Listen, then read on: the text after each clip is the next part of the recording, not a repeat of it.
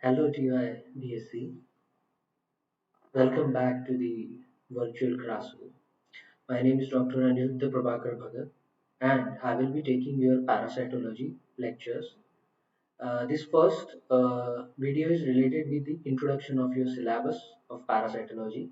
So let's begin. Hello TYBSc students, welcome to the world of parasitology. This will be our first lecture related with the parasitology and the course code is ZY335, it's a paper 5. I am Dr. Anitha Prabhakar Bhagat presenting you the introduction to the parasitology. In this lecture we will talk about the syllabus, what are the contents, what we are going to cover within the syllabus. The first chapter of our syllabus is regarding the introduction, that is the scope and branches of parasitology. There will be different definitions covered related with the parasitology. Some of the terms of the parasitology are host, what are the hosts, what are the parasites, vectors, commensalisms, what is mutualism and parasitism. Now, parasitology is a study of parasites, their host and relationship between them. And parasitology was traditionally has included in the study of, or it included the study of three major groups of animals. First is the unicellular parasitic protozoans. Second one is the parasitic helminths, that is in the form of worms, and those arthropods. Third one is the arthropods that directly cause disease or act as vectors of various pathogens. Now, a parasite is a pathogen that is simultaneously injures and derives some food material from its host for its survival. Some organisms called parasites are actually commensals, and in that they neither benefit nor harm their host. Although the parasitology had its own origin in zoological sciences. Now we are studying this in zoological sciences, but it now become a somewhat interdisciplinary field because of the influence of the microbiology, immunology, biochemistry and other life sciences. So even though it has started from the zoology, as we as a zoologist we always search for new animals, identify new organisms, but now it's a interdisciplinary subject. Now the unicellular parasites, protozoans and multicellular parasites like helminths, arthropods are antigenically and biochemically complex. Now why it has become interdisciplinary, this is the one of the reason that these are biochemically complex, and as their life histories and the pathogenicity of diseases they cause, it is necessary that how the infection takes place, what changes they can occur within the host body, and how you can find out. Now, during their life, parasite organisms typically go through several developmental stages. This is a unique thing, especially of some of the unicellular as well as the multicellular organism. Very less we see in unicellular organism, but in multicellular organisms, they have a complex lifespan and they change themselves in different stages during the development, and not only in the structure but also in the biochemical and antigenic composition. That's why to identify them it become very much necessary then how you can identify with the help of immunology. That's why it become somewhat interdisciplinary part, parasitology. Now, as you can see, there are hosts in parasites live within the host. We will see the detailed definition of host. We will see the examples of host. Then we will see. We'll talk about the parasite. So, what are these parasites? Why they become parasite? How the evolution, co-evolution happened with the host. This we will see. Then there are vectors. Vectors are those organisms which just transfer the parasite from one place to another within the host. So there are different types of parasite. Again, we will see the types also. Then you have a commensalism, an association between two organisms in which one benefits and other derives neither benefit nor harms. Then you have a mutualism and parasitism. So again, the term parasitism and parasitology, we will discuss this part in detail in next lecture, as this is your introductory lecture. The next chapter will be the types of parasites. So there will be subsections. There are ectoparasites and endoparasites. So if we talk about on some of the ectoparasites, as you can see, this is the flea, the rat flea here. Then you have the lice, which is present on here. These are considered to be the ectoparasite. And if we talk about the entamoeba histolytica, or some of the organisms that cause dysentery within our intestinal tract, as you can see this diagram here, there is a rupture within the intestinal wall because of the infestation of organisms. So those organisms which are present within the body, those are called as endoparasites, and those which are present on the body surface, on skin, those are called as ectoparasites.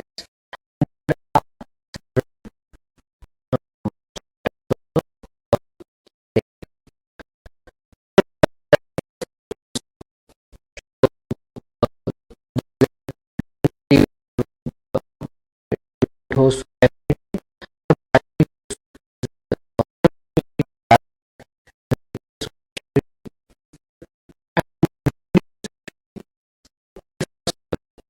possible, otherwise they may in the definitive host they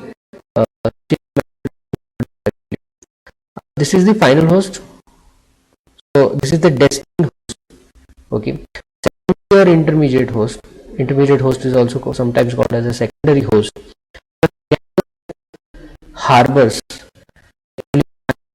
parasites and is required by the parasite to undergo development and completes its life cycle.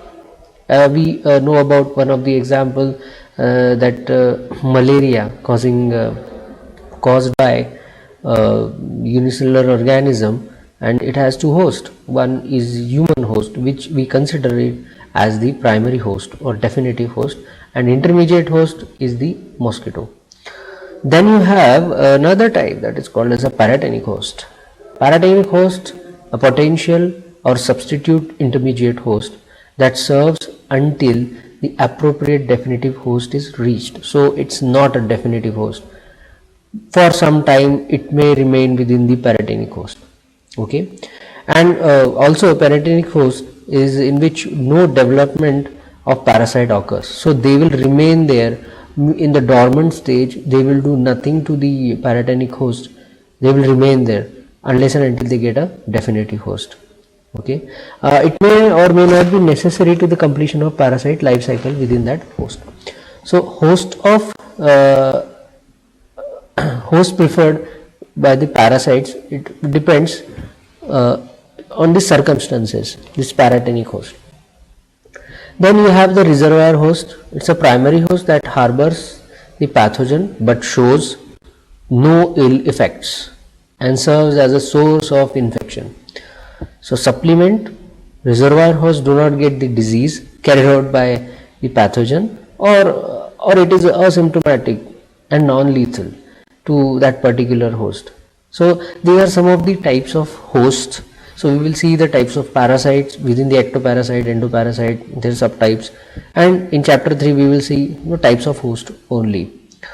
The next one will be the host and parasite relationship. This is a very important part. Throughout the evolution, this not only the host has evolved, but at the same time the parasite also evolved with the host. Now, specificity of partners in the host parasite system is one of its main characteristics.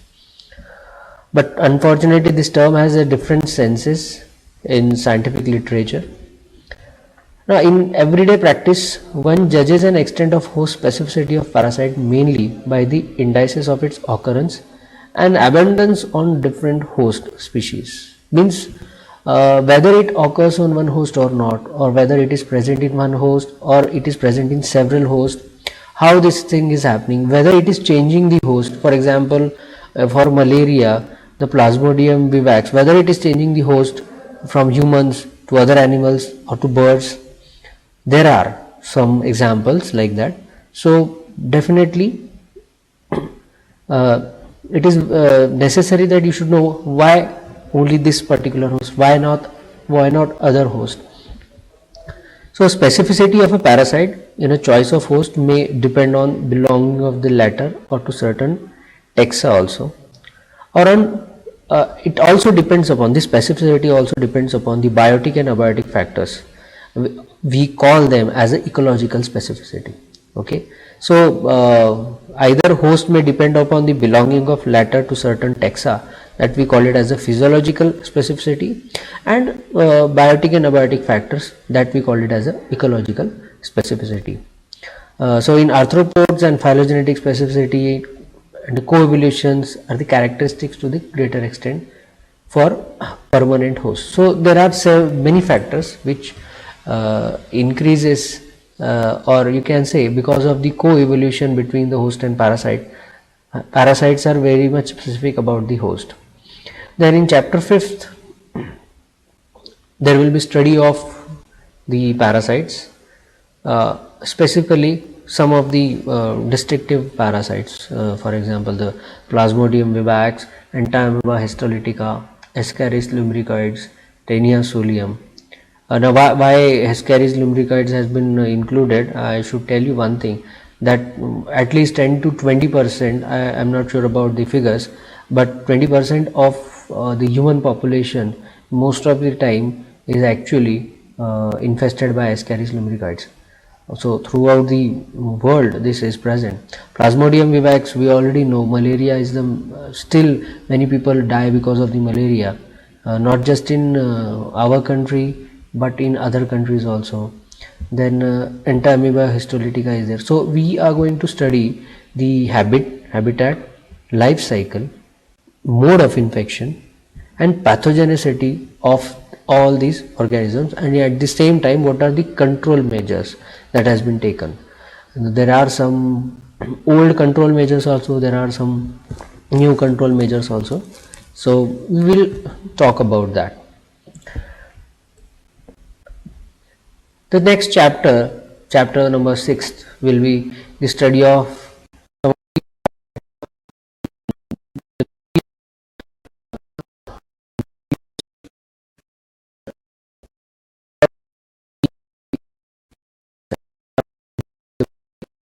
in chapter 6 we are going to study about the ectoparasites, their life cycle, their pathogenicity, what they do, what are the control measures of them.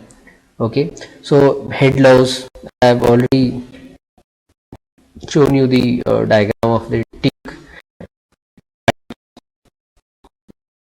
that we are going to see. Then there is another that is parasitological significance of zoo. Not necessary that you will get the infection from the parasite by just vector. There are chances that through some animal also this may happen. For example, zoonosis, a disease which can be transmitted to humans from animals. Now there is one example, bird flu. We got the bird flu because of the birds. Then rabies because of the dogs. So they have the infection and they can transmit to us. Then there is a toxoplasmosis. This is somewhat a different term that many people don't know. This is a disease that results from the infection with the Toxoplasma gondii parasite, and this infection happens, and how this happens? So it results from the infection with a common parasite found in cat fecal matter. Now, many people don't know about this, and contaminated food also. It can cause serious complication for specifically pregnant women and people with weakened immune system. So they may get the infection. So toxoplasmosis.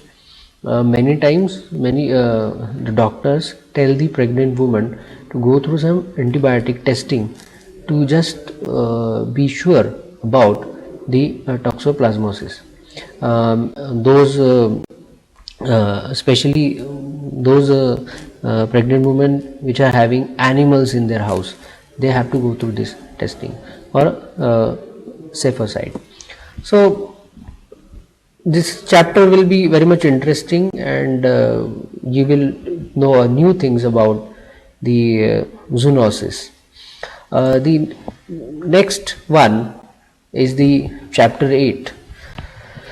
It is about the control measures of arthropod vectors of human diseases. Now it is necessary. We have already seen ectoparasite, endoparasite, but we have to take control or of the vectors also, because they causes the disease. If vectors are not present, the parasites will not able to spread in the population. So controlling of vectors is very much important, and we are going to from many years we are doing this to control the malaria, control the mosquitoes. The mosquitoes, these are the organisms which are present in 80% of the world. Only very much cold areas, Siberia, like Siberia, and in Iceland or in that areas, maybe malaria or mosquitoes are not there. Otherwise throughout the world you have mosquitoes and they may cause malaria. So how to control these vectors, that is one of the important thing. Second is about the dengue. We know about dengue, we have patients, how the spreading of dengue takes place, so how we can stop them, what to prevent to develop, so that these vectors should not develop. So that preventive measures we will talk about.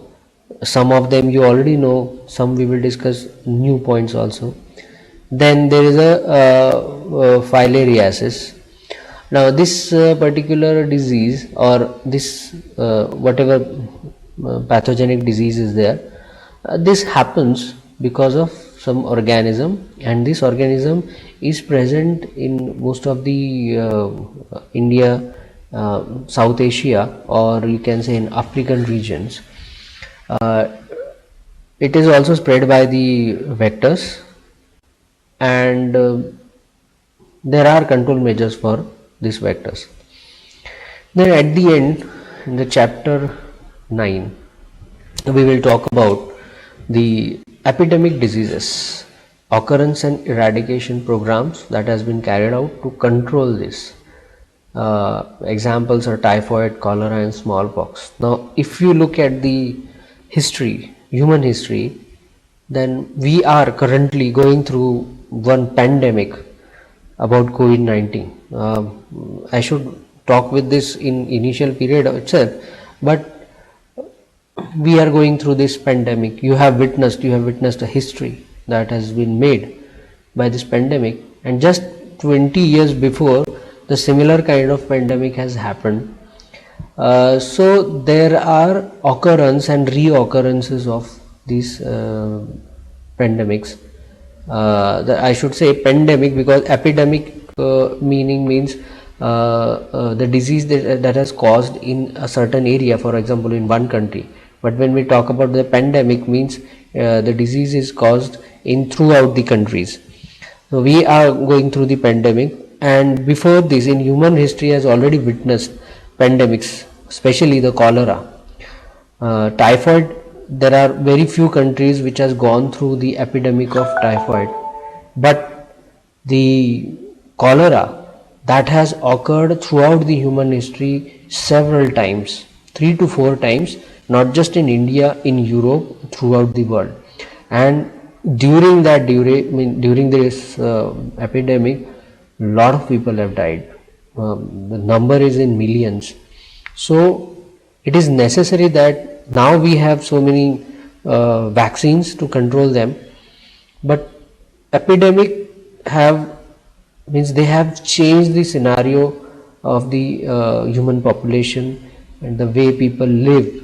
So we have to go through this part, epidemic diseases. Smallpox, we have seen that many people have died because of the smallpox in India and throughout the world. It was also a pandemic, but it was not like that of what we see today of the COVID-19. Smallpox was eradicated. Typhoid and cholera is not eradicated, it is still there, but as you can see, they can be controlled. So how it has to be controlled? As you can see this image, if you want I can magnify this image, but sorry for that. Okay, I will not okay, I will magnify this. So as you can see, this was these two images are related with the typhoid and cholera caused by bacteria, but yes, vectors are also involved in that. Then there was one more epidemic that has not been discussed in your syllabus, uh, that was related with the rat flea that I have shown you. So so there are many diseases that has occurred during the history of the human population. So we will discuss about all these things. Out of all these, fifth chapter, or mainly the chapters related with the habit and habitat, will be the largest one, and rest of the chapters, those are that will have 3 to 4 lectures. Okay, so so this is about the our first lecture, introduction to syllabus. We'll meet in the next lecture, in which we will start with the first chapter regarding or related with the parasitology. Okay, thank you for listening.